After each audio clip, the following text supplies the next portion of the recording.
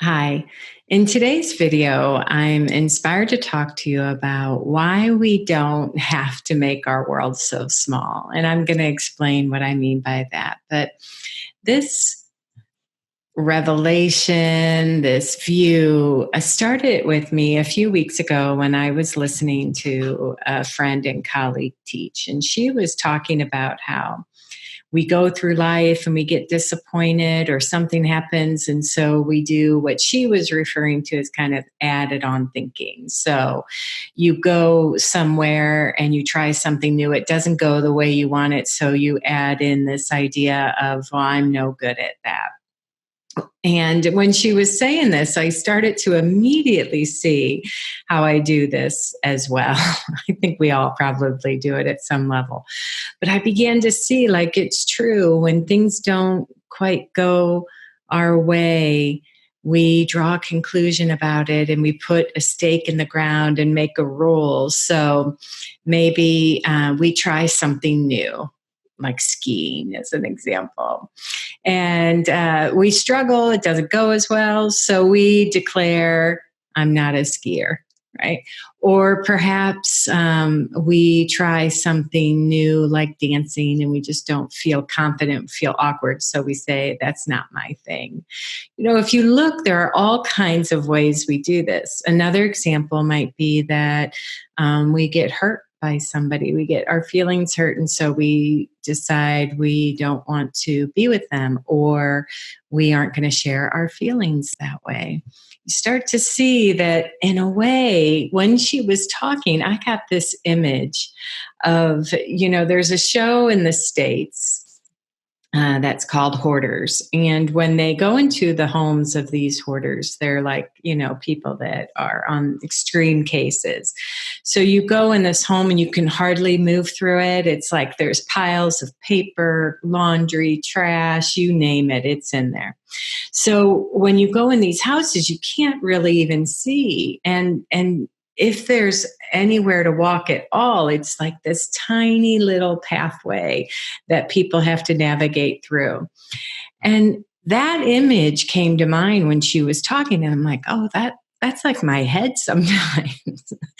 That's like me, like trying to navigate something new, whether it's my business or a new activity or a move to a new country when I made that a number of years ago.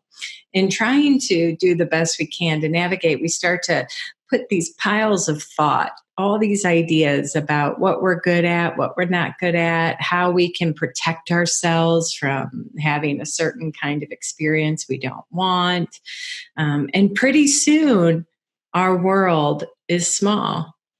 We've created a huge amount of thinking and restriction and constriction in our minds about our own potential or what we think we can handle, what we even think we can do and not do very well.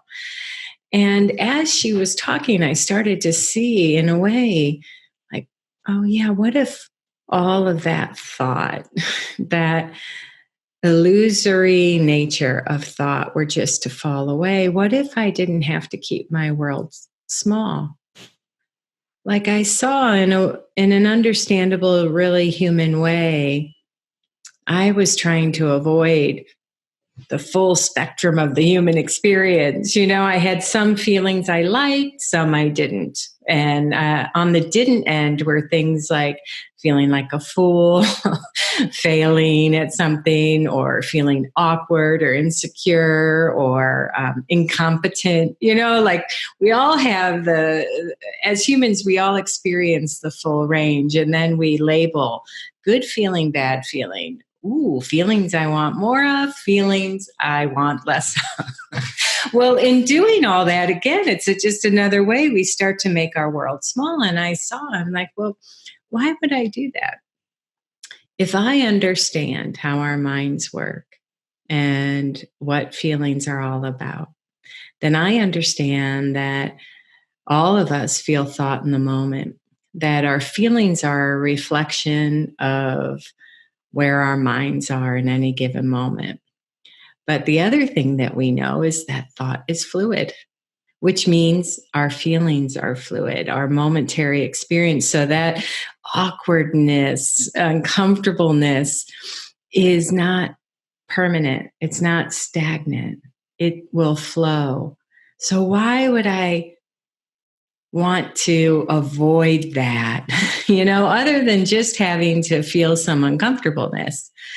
I started to see that my strategy to try and only have the kind of feelings I liked were robbing me of a fuller, more expressive, more open experience in life.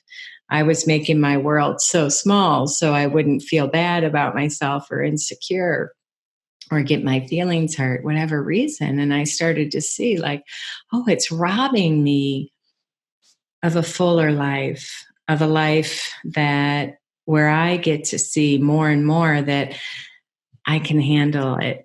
I can handle an insecure thought. I can handle a bad feeling. I can handle upset. That underneath my moment to moment experience is that deeper essence, that deeper nature to who we are. That's not fragile. That can't be damaged. That's the truth of who we are. And as humans, we experience thought, and as a result, it means our feelings, our moods shift. They go up and down. So when I started to understand this more and more, all of a sudden I got more comfortable being uncomfortable. I realized I didn't have to avoid certain situations just because I didn't want to have a certain kind of feeling. I got more comfortable knowing that all feeling will pass and that I don't have to be afraid of it.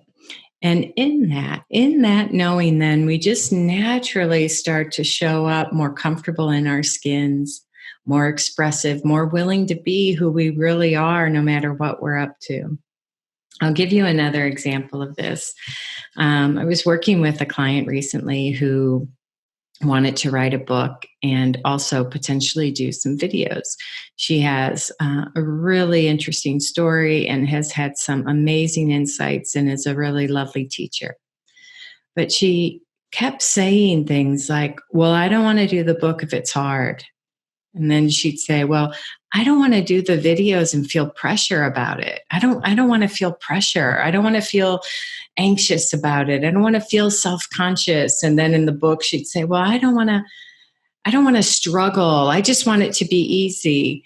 And again, these are innocent, right? Innocent ways in which she's narrowing her options, right?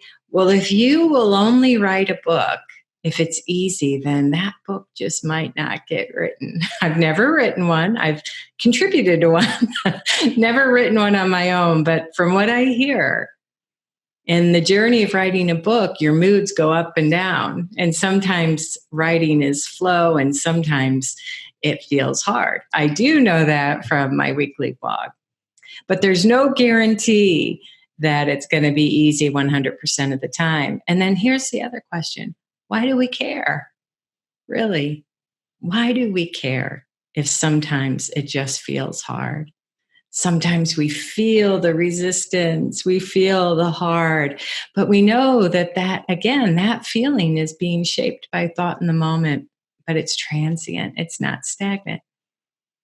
And in its place, as our minds clear, we'll naturally just access those moments of flow, of clarity, of ease, of comfort in our skin. And in the videos, not wanting to feel awkward or self-conscious, again, why do we care? Can you see that all those ideas about how she wanted the experience to be and the feelings she did and did not want to feel were keeping her stuck? Then she was judging and frustrated because she wasn't moving, right? You could just see, again, this is an example of all the thinking, all the rules, all the requirements, all the things she was putting in place that was making her world really small and keeping her from doing something that she was really inspired to do. So it was really fun to just have her one day just go out and just start creating. Just go make 5 videos for no one, right?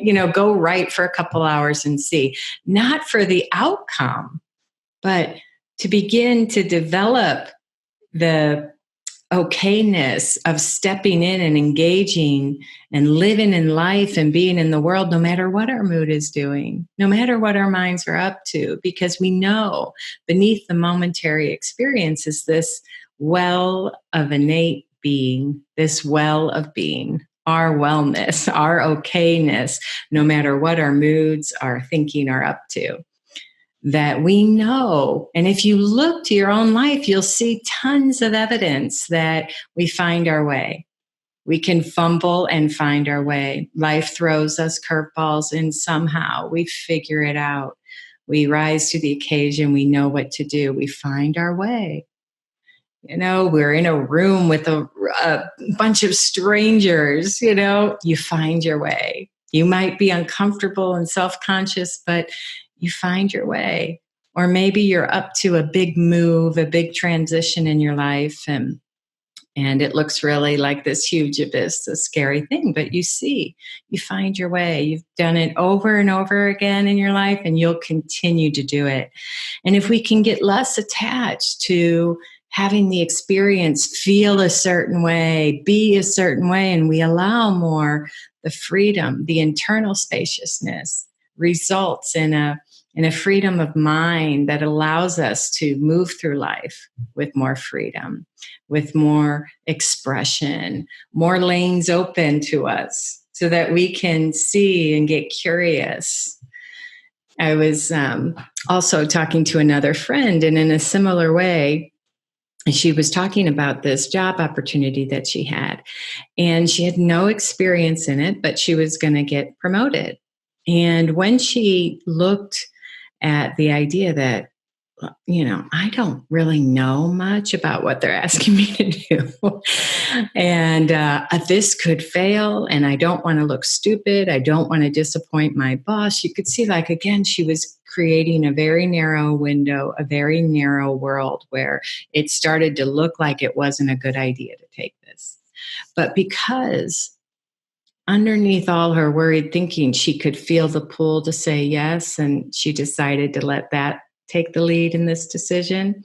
When she did, over time, what she discovered was all the ideas that she had about herself. I'm not good at this. I don't know technology very well. They're asking me to lead a line of business I know nothing about.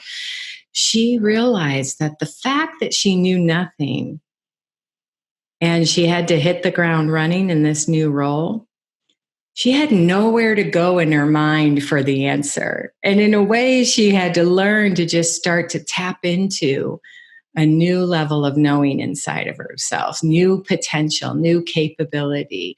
And in that, her world expanded.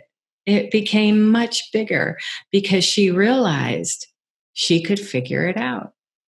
That she had it within her, like all of us do, this amazing potential of our minds to help us figure it out, to help us right ourselves, to help us muddle through and figure it out, to do the writing, to do the video, to do the new job, to do the relationship, to do the party, whatever it might be.